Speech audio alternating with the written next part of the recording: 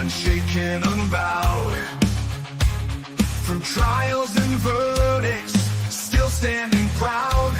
A titan in the tempest, against the raging crowd. He's got a vision for the future, gonna shout it aloud. Changing the wind, it's coming fast. A new foundation built to last. Cryptocurrency's the key, make the big switch. Power to the people, time to teach the rich.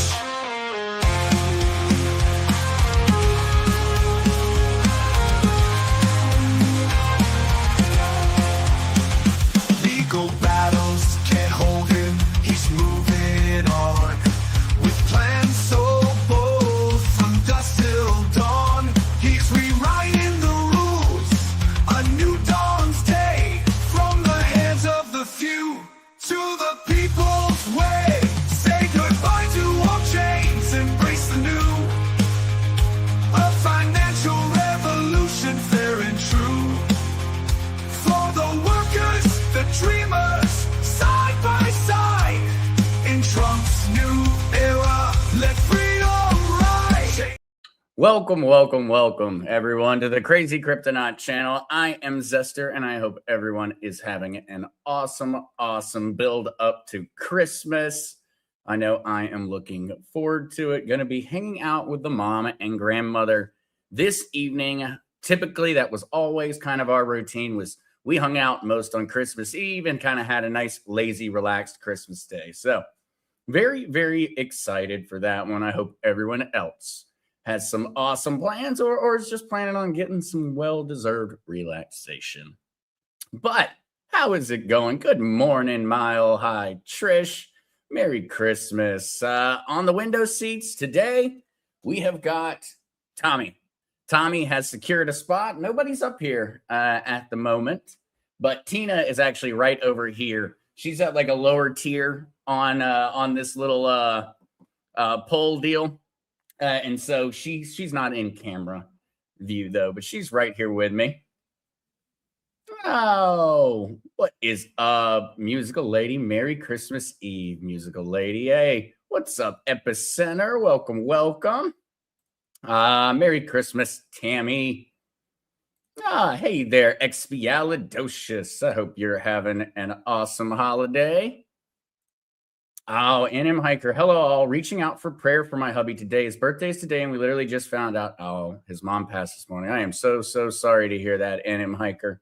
Now, absolutely. Prayers going your way, and especially for the hubby. Absolutely. Musical lady, loved how Zester is unearthing the Epstein unredacted files on Mark Z. What do you mean? What do you mean, musical lady? I just found out this one, and so my morning has been completely thrown off because I found out that you can go through and unredact some of the redactions from the Epstein files. And so this morning I have been very busy going through, trying to find different files that I can unredact. And I'm going to show you live on today's stream how you can go and you can unredact Epstein files, which I'm certain is going to make a lot of folks over at the Justice Department super happy. But hey, what they set up on this one is so much a failure on their part. They cannot possibly argue that anyone is doing anything wrong on this one. So I don't know if y'all have already seen it, if y'all already know how this works or how to do it, but I figured even if some folks knew how to do it or had seen something pop up from someone else, I still wanted to show everyone live how they could go through and unredact some files. I have a feeling, musical lady, that might be jumping over to the original Mark Z to show folks how to unredact files, possibly on Friday morning. Expialidocious. Well, you just wait on this one. You just wait. This is far. It's almost unbelievable that this works, but it does. I thought that I was being trolled when I first found out about this late last night. I was like, this is a joke. Someone's just trying to go viral. And then I tried it myself and it worked. So it is crazy. Expialidocious, what new names can we see? We can actually see a fairly substantial amount in certain files that they did not want us to know. There is also, and I would say that there's definitely a need for folks to be cautious with this, as there is the possibility that you may actually unredact an actual victim. And so it is very, very important in that case that it is taken seriously, just because, well, those are folks who don't deserve any of this coming their way. They've been through more than enough. Yes, Sex Pilatos in the UK, they're trying to say Trump is involved with it all too. The Epstein saga. Yep. No, absolutely. The major news, the networks, the mainstream, absolute BS is definitely trying to push the exact same thing in the States. And yes, before we jump in today, let me just go ahead and say that maybe I need to add this one. Please remember that the content of this podcast is for educational and entertainment purposes. It is not intended to provide financial advice or advice about things that you should or should not do on the internet. Please consult with a financial professional or a lawyer before making investment or any type of legal decision. But all right, let's just go ahead and jump straight to it. I'm so excited to show you how it's done because it's just so darn silly. And so let's go ahead and let's go for it. We're going to skip past this for today. We'll jump back to it after I show everyone how this works. But all right, guys. So on justice.gov, United States Department of Justice. This is where you can go through, look through the full Epstein library. This is where we just talked about recently. They leaked the data set 8 a little bit earlier. We got to get an eye on it ahead of time. Same website, official government website. All right. Now, this is one that I had already located that this works on. Does not work on all the documents. Certain documents it does not work on, but watch this, guys. We're going to go ahead and open up here, Government Exhibit 1. And we're going to just start scrolling, looking for redactions. And so here we go. We got a whole paragraph here that is redacted. Now, watch this, guys. Now, what I do have pulled up is I have got Notepad pulled up. Notepad is a free Word document essentially that comes on Microsoft. If you have Microsoft Word, if you have an email, anywhere that you do this, it will work. But I'm going to use Notepad just so you see it. So right here, see this big one?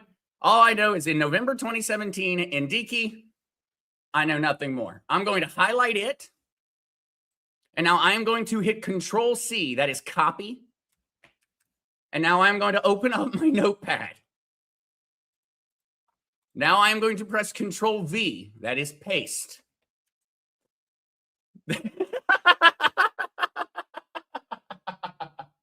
There's the entire paragraph that was supposed to be redacted. And so, in November 2017, Ndiki signed a foundation check made payable to the immigration lawyer in New York who was involved in one or more forced marriages arranged among Epstein's victims to secure a victim's immigration status.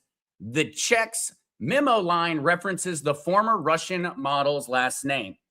And so, this means that there absolutely are co-conspirators. And this means that there are undoubtedly countless people, I guess, that Epstein had arranged forced marriages for and had trafficked women from across the world in order to get them green card status and to, for forced marriages. But yeah, right there, bam. Hi, right there. We can continue going. Let's go look for something else juicy. All right, here was the one right above it. So now we can kind of put this whole thing together. We can even go ahead and get this all. Let's go ahead and get all of it, just so we understand what's going on. So I'm going to go ahead and copy all of this down to 87, Control C. I'm going to remove what I had just to keep it clean. And bam, we can now read this entire redacted section in its entirety. And so now we know that Ndeki was listed as president of the foundation. He was also a signatory on the foundation's checking accounts, which for some reason they thought that needed to be redacted. Between 2015 and June 2019, Ndeki signed foundation account checks for over $400,000 made payable to young female models and actresses, including a former Russian model who received over $380,000 through monthly payments of $8,333 made over a period of more than 3.5 years until the middle of 2019. And so, bam, all of that apparently we were not supposed to know. All of that was supposed to be redacted for some reason. That does not appear to be protecting absolutely any victims. There does not appear to be any reason that's redacted, besides the fact that it absolutely proves that there were co-conspirators and that we need to quit listening to them saying that there weren't. And so this continues to work throughout this entire document. You can go through and get the entire thing. This does work on other documents as well. And so this is new information. And so people are just now going through and trying to go through all the documents and find all the ones that are unredactable. And so what I started doing was I downloaded the data sets. And so if you actually go over essentially so like, let's open up another justice.gov and pull that over. And so it actually is. So you essentially, what you can do here, Epicenter, in order to make certain that they can't take it away, what I did and what other folks have done is just downloaded all the files in a zip. That way it doesn't matter, Epicenter. They can't take it away. And so I will always be able to go back through this document and pull out the parts that can be unredacted. And so undoubtedly there are tons of people who are also doing the same. And so Epicenter, I'm not worried on that one. I know they can try, but somebody is going to have the files downloaded onto their computers. As a matter of fact, tens of thousands of people are going to have the files downloaded onto their computers. So it's going to be fairly impossible for the government to pull this back. There's really nothing they can do at this point. It's too late. People have found out how, and people have already downloaded it. And so for those that do want to go to the Department of Justice, directly to the Epstein disclosures, there is the link in the chat. And so you can go directly to this. That is the government website. You can go through, look at all of the different disclosures, and you can go through and start finding the ones that work like this one, because there are undoubtedly going to be a lot of them. Look right here in this file. For some reason, all of this is just blacked out entirely. Well, I don't appreciate that. And I would like to know what they were talking about. Turns out, that seems like important information. Defendants also attempted to conceal their criminal sex trafficking and abuse conduct by paying large sum of money to participant witnesses, including by paying for their attorney fees and case costs in litigation related to this conduct. Epstein also threatened harm to victims and helped release damaging stories about them to damage their credibility when they tried to go public. Epstein also instructed one or more Epstein Enterprise participant witnesses to destroy evidence relevant to ongoing court proceedings involving defendants' criminal sex trafficking and abuse conduct. What is Epstein Enterprise participant witnesses? Why was it locked out? Why? It's doing this, and really by being able to go through, what we're really seeing is that these redactions were not done for any legitimate reason. They weren't redacting because they were trying to save victims, people who deserved it. They were just hiding parts of the story so that we could not tie it all together. Essentially, they gave us enough of the puzzle pieces and yanked enough of the puzzle pieces out to ensure we can never put the puzzle together. And well, now we're going to get a few more puzzle pieces on account of this. And this does continue to work, guys. It doesn't stop. If we find more redactions inside of this document, we'll be able to do the same. There are many documents that this does not work on. There are other documents that it does work on. And so, it really is very dependent upon whether the person who was putting these together, putting the redactions together, messed up or not.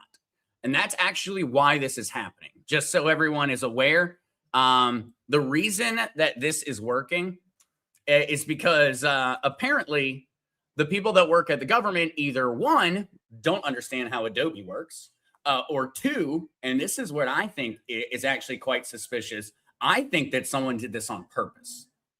I think that somebody in the government who was working on this, their tech guy, did this on purpose. And he intentionally knew that someone would figure it out. And so I believe this was done on purpose, or I like to believe that this was done on purpose. That or the government is not just incompetent, it's real incompetent, because this is not something that should have gotten by. This is way too easy, guys. Anyone can do this. This is not like a hack or anything. And so, yeah, this is. Good morning, LG lady. LG lady, we are unredacting Epstein files this morning. So welcome. You're probably now on a list. And so my apologies for that. But yes, we are busy unredacting Epstein files because LG lady, we found out. Well, hey, actually, let's find out how much Epstein's personal accounts had in them. All right. Control C. Let's get rid of all that nasty redactions. And bam. So, turns out, Epstein's personal accounts with another different bank for which Indiki had signatory authority. For some reason, they really did not want us to know that this guy had signatory authority over the account because this phrase has been blocked out many times. And now someone acting on Epstein's behalf made a total of 21 separate withdrawals, each in the amount of $1,000 on every but one business day from April 9th, 2019 to May 8th, 2019.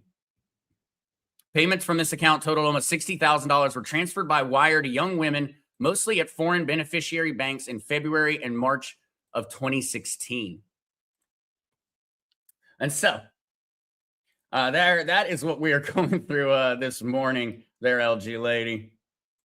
A musical lady. Sadly, the government thinks we are stupid that we can't uncover the real hard truths. Absolutely. We know that they think that we are. We know that. The government has proven countless times that it does not think very highly of the intelligence of its electorate.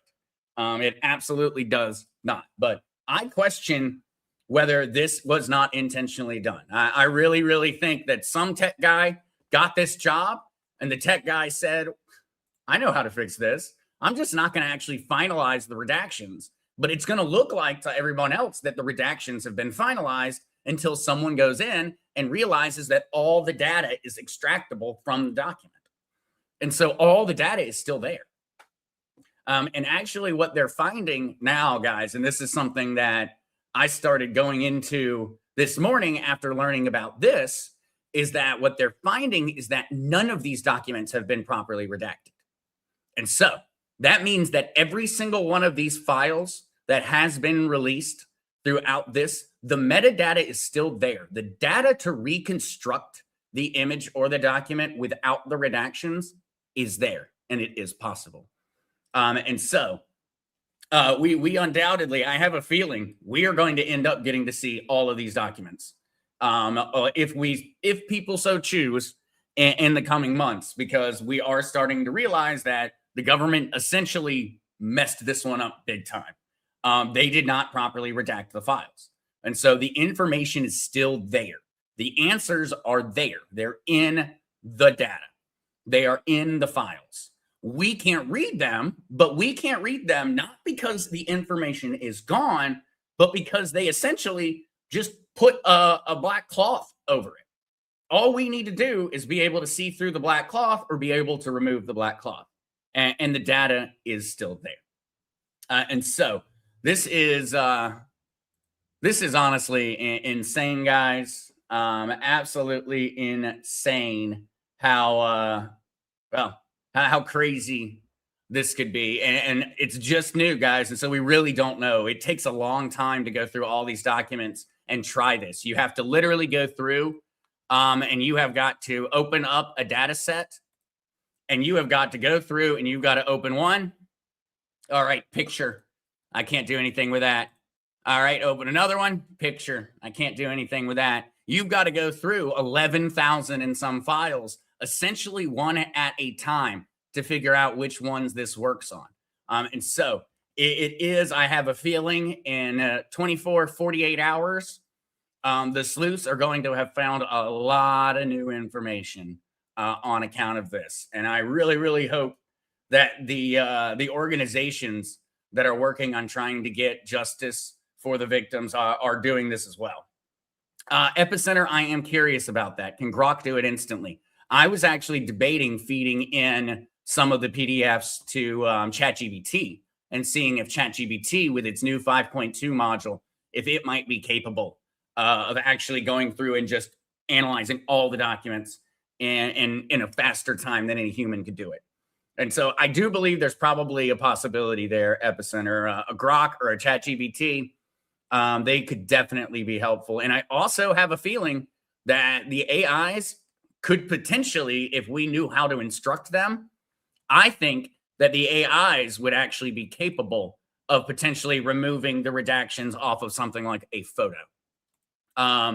There's really no reason that they wouldn't be capable of doing it, because they can reconstruct the image. It may not be perfect, but it should be exactly what was in the image that's being hidden. And so it is. It's very, very interesting. I believe that people essentially found this out, or at least I started to notice it. It was late last night. And so I really don't think that folks have had enough time to figure it all out yet, just because there is so much inside of here and so many documents to go through. So many documents to go through. And this is only going to work on the Adobe documents, it appears, at this point in time. Those are going to be the ones that this is going to work on. All right. Yeah, musically, the government shows how out of touch they are with the general public. Super sad. Absolutely. Nature Girl, sick bees. Yes, that is. And so whenever you go through and you find the documents that you can unredact, go ahead and tell you guys, all the ones that I found, it has not been anything pleasant to read. Not one of them have not been particularly unpleasant. But I am of the belief, and always have been, that I believe we deserve the truth, no matter how awful it may be. I'm not a fan of ignorance is bliss when it comes to a societal level, in particular. Jay Hart, it's great to have Millennial Brain leading the way on this, sister. Thank you so much, Jay Hart. I hope that folks take it and run with it, because it's going to need a lot more eyes looking at it. I am not going to be able to go through all those documents. Nature Girl, I hope it goes viral. I think that it will. I think that this is going to go viral. It's not going to go viral from the Crazy Kryptonaut channel, but it's going to go viral when someone big enough picks it up, or there are undoubtedly folks releasing videos right now about this. Like, this is breaking news. I have a feeling if you go over now, at the end of the stream, and you start searching on YouTube, you're probably going to find more people talking about this. If not immediately, definitely by the end of the day. Definitely. Yep, Spaceplum. Problem with that is you can also program AI to say anything you want as well. So it's not a big revelation. Oh, absolutely. Absolutely, Spaceplum. AI and people being able to distinguish between what is authentic and what is artificial intelligence is going to become nigh impossible in a very, very short time. The only way I believe in the long run we're going to be able to figure it out is going to be from the file data. At a certain point, the human eye is not going to be able to ascertain the distinction. It is not. All right. All right.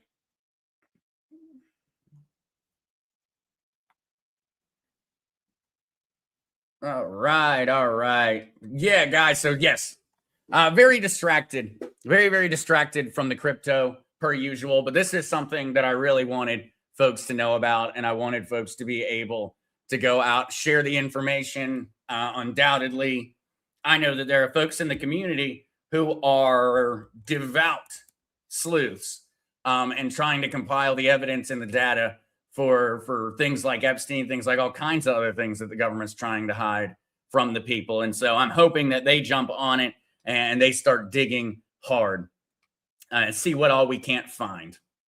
But all right, with that one, I guess we should do a little bit of crypto chat because I didn't get to tell y'all the news on the crypto side on Monday because I was still throat was feeling awfully rough. And so let's go ahead and jump over and do a little bit of that one. If folks have more questions, though, on the files and such, I'll jump back and forth. But Madeline Salterbaching. Hi, Zester from the UK. What is happening with XRP? Thanks. And so Madeline Salterbaching. XRP, well, when you look at the chart, you would have to say it doesn't look like XRP is doing all that well, sitting at $1.86 at the moment. Bitcoin sitting at 87,000. Ethereum right below 3K. And so overall, the market is still very much down, Madeline. And we always have to remember that Bitcoin is still king. And so if Bitcoin is struggling, the rest of the cryptos tend to be struggling. It's not a guarantee, but it's pretty much all the time. And so XRP, though, in terms of the news that's actually coming out about XRP and Ripple Labs and the team is actually very, very positive right now, Madeline. And actually, I have an article that in many ways can actually kind of, it wasn't meant to talk about this, but it actually works perfectly. And so in regards to that positive information I'm talking about, Madeline, what we're seeing is that XRP ETF, spot ETF funds have exceeded $1 billion. While all the other exchange traded funds are struggling massively, XRP continues to build. XRP continues to announce more and more partnerships, continues to work with the White House. And so, Madeline, when it comes down to XRP as a company and as an ecosystem, it's doing extremely well in comparison to the rest of the market. And so right here is actually a great way of kind of being able to look at that. This is the flows by asset to different ETFs. And what you can see is that XRP itself is actually constantly having year to day and, well, constantly having inflows. The amount of XRP being purchased in ETFs is going up every day.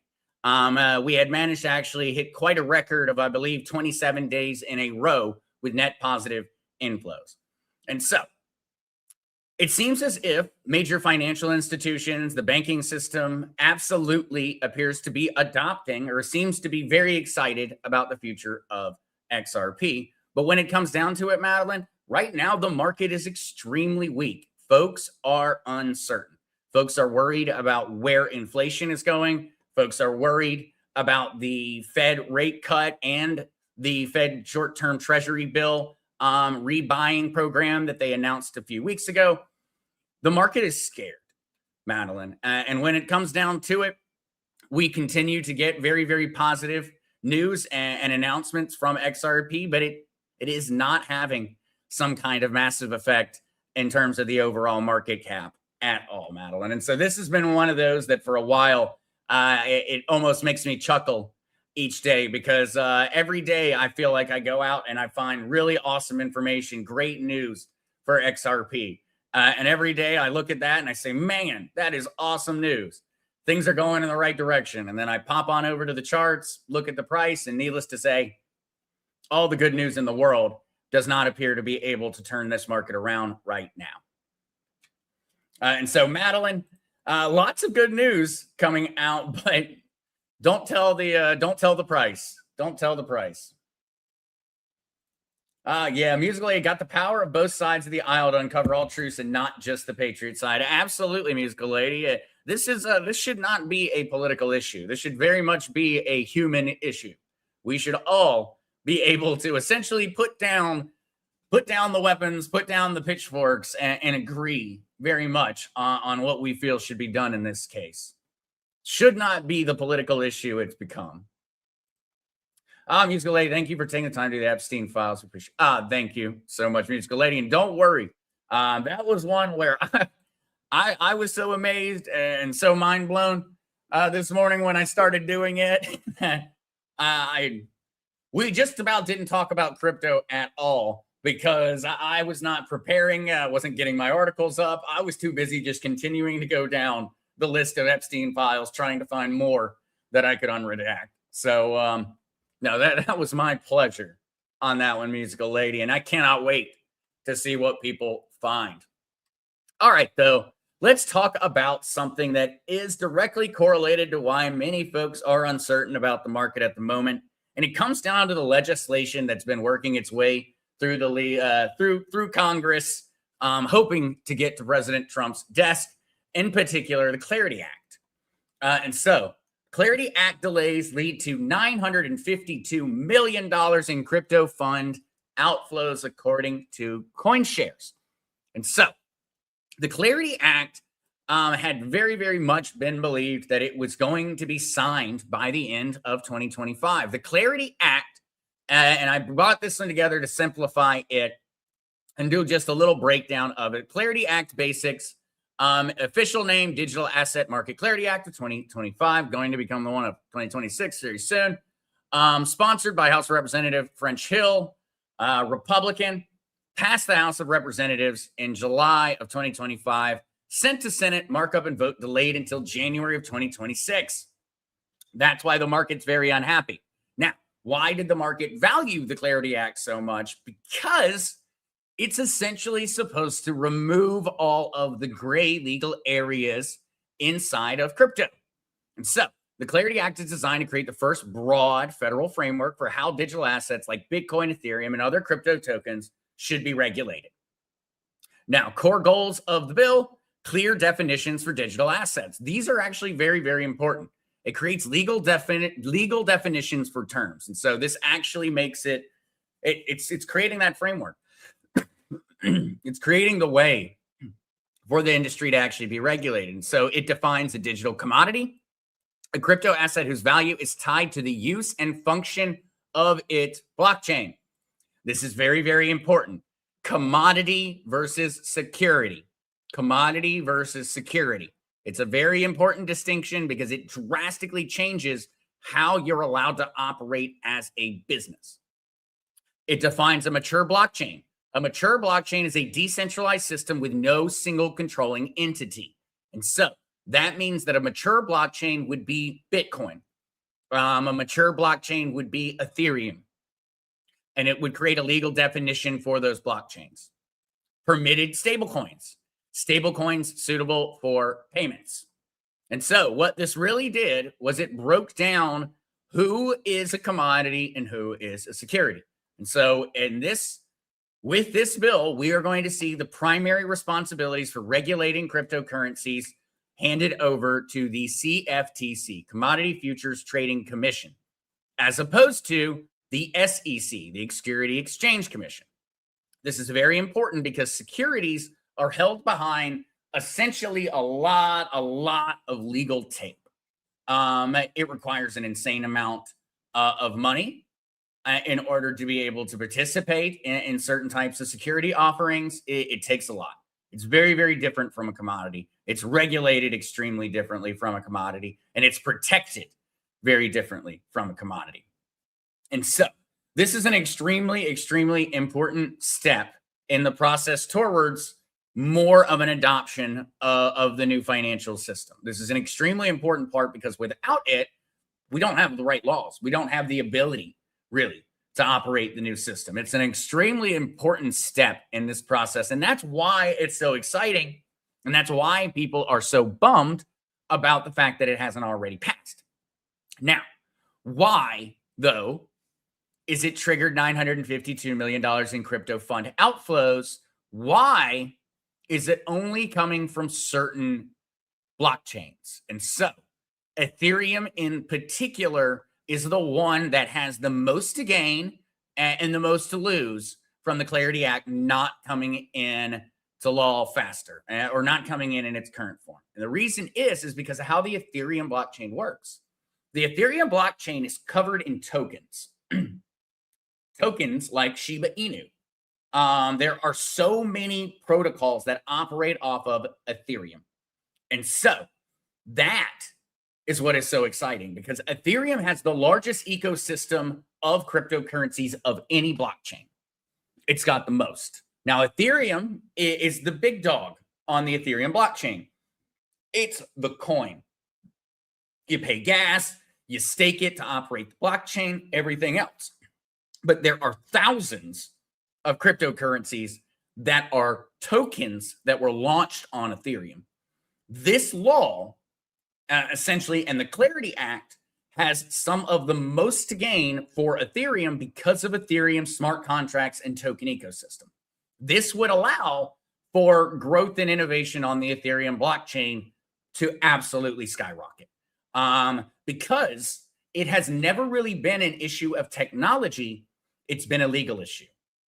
And so Ethereum has so many different things that it could literally launch and start doing immediately the second that it's legally allowed to do so. And also, this would mean huge things for so many different cryptos, Aave and tons of other ones that operate primarily on Ethereum. This would provide all of the legal definition for it. Now, it's still an exciting act for other cryptos. Yes, Ethereum holders are probably the most excited. Ethereum and Bitcoin holders, probably the most excited about it. But we all have a lot to gain from this, regardless of whether you're a Bitcoin or Ethereum holder. You still have a lot to gain. If you hold any cryptocurrency, this is a very, very, very good thing. And we absolutely want it to pass. And we also want it to pass without major, major changes. There are certain parts of it that are somewhat questionable.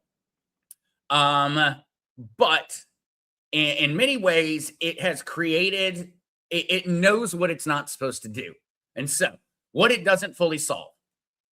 Clarity Act does not fully resolve how DeFi protocols are regulated. This is a very important step that we absolutely need, and we're not going to plan on getting it out of the Clarity Act. This is going to be a whole other piece of legislation that's going to have to pass before we get to the finish line. The other one, stablecoins. Now, the Genius Act has pretty much already handed this one out. And the Clarity Act touches on stablecoins as well. And so the Genius Act and the Clarity Act are both going to affect how the stablecoin market works. The only real clarification on stablecoins that we're going to still be waiting for is we need some very clear definitions of how precious metal-backed stablecoins are planning on being regulated. The current framework regulates them in the same fashion, essentially, as fiat. And if that's how the government wants to do it, that's fine. We can do it that way. But I could see there being some kind of future legislation that clarifies the distinction between the different types of stablecoins at some point. But so, yes, we're not solving everything. Remember, this also does not solve the law enforcement issue. We still need that legal framework. We talked about that legislation actually last week. That one has just been put forth by actually a bipartisan group. And so we're getting all of them. All the puzzle pieces on the legislative side are coming into place, not as fast as we would like them, but they are coming into place. And we appear to be going down the exact right road at this point in terms of the steps. We're working on clarifying the framework. We're working on how we're going to enforce the laws. We're working on which regulatory bodies are in charge of keeping an eye on these industries. We're setting these things up. We're getting there. RV Flyer 7721. Do you recommend investing in the XRP ETFs? RV Flyer, this is a question where my answer is somewhat nuanced because of my position in life, essentially where I'm at. I do not have a pension fund. I do not have retirement funds, an IRA, a 401k. I don't have any of that. Now, what these ETFs allow is they allow for things like that to participate, have leverage, have skin in the game with crypto. And so, RV Flyer, for me personally, I would rather buy XRP. I would rather just buy it. But there are people in different situations where this ETF breaks down a barrier to access. It makes it possible for them to participate. And so RV Flyer, that's why it's exciting. The ETFs are exciting for me, even though I'm never probably going to participate, I'm just going to buy the crypto, hold the crypto, self-custodian it. It's mine. I control it, all done. But for many people, the ETFs are a better option. You don't have to have a crypto wallet. You don't have to hold it. You don't have to be responsible or learn how to do it. You get to use funds that maybe you couldn't use any other way, because there are rules about where those funds can actually be invested. Even if you have a self-directed, it still has a lot of rules about what you can invest in. And that's why these ETFs are so beneficial for even sometimes just the average person. But the major people that they are super amazing for are the major financial institutions, the big boys, because it allows for them to play their big boy money games. And so those really are the folks who won the most out of the ETFs, RV. All of us average holders, really the pie in the sky, the belief is that them coming in with all their money is going to increase the value of our cryptocurrencies. But our RV Flyer, if you are going to participate in an ETF, I would say I do think that spot ETFs are better, because at least then the ETF you're participating in actually holds the crypto. That's a distinction that is somewhat nuanced, in that you have to really distinguish. You have to choose which ETF to participate in, because certain ETFs are split baskets, certain ETFs are not spot. There are multitudes of different financial shenanigans that are going on when it comes to these things. And so if I was going to participate in one, I would want it to be a spot ETF, RV. That was definitely what I would be looking for. Yep, Musical Lady. It's another option of ETFs for some of us that do have employer-sponsored retirement. It gives us a second opportunity to grab more cryptos. Absolutely. That is the exact situation that it's awesome for. It's situations like that. Otherwise, if it's just money that you made, you got cash in your hand, I'd probably just go buy the XRP if it were me. Or whatever crypto it is. Hey, LG Lady, hitting the thumbs up button. Thank you so much, LG Lady. Thank you so much. Yep, Musical Lady, I hope the Clarity Act gets passed in January 2026. We need this to happen for everything to go on the blockchain, since the trend is heading towards that reality. Absolutely, Musical Lady. We're going to get to a point where if the legislation can't keep up, we're going to start tripping over ourselves. Essentially, we're going to start having that situation where we start to trip over ourselves, because essentially everybody's trying to work together in line, but legislation standing still. And so it's going to cause a road jam. It's going to cause a block if we don't see it continue to progress somewhat quickly. And we desperately need to get through some of these things before we start arguing about elections. Because if we start getting to the point where we're arguing about elections again, we're not going to get crap done, because everybody's going to be too worried about scoring some kind of political point to actually do their jobs. And so right now, it is a very, very key time for progress to continue, because I have a feeling as we near midterms, we're going to see a slowdown occur on essentially all of this legislation. And we're going to see a slowdown on all of it getting done, all of it happening.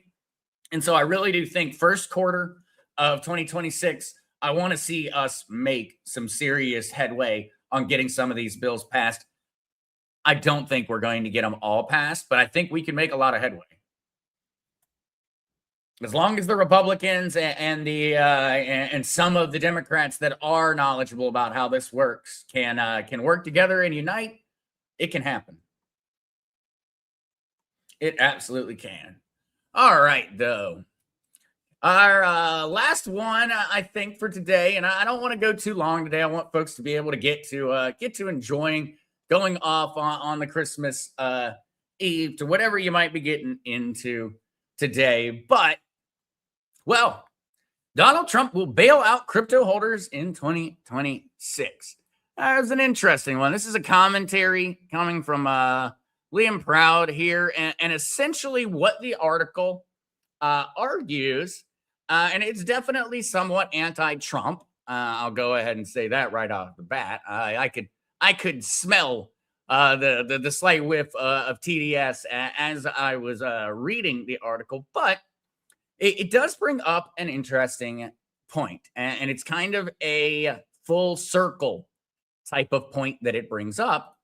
And essentially, what it says is that remember, cryptocurrency came around because of 2008, 2009. Satoshi Nakamoto stated clearly that was the reason.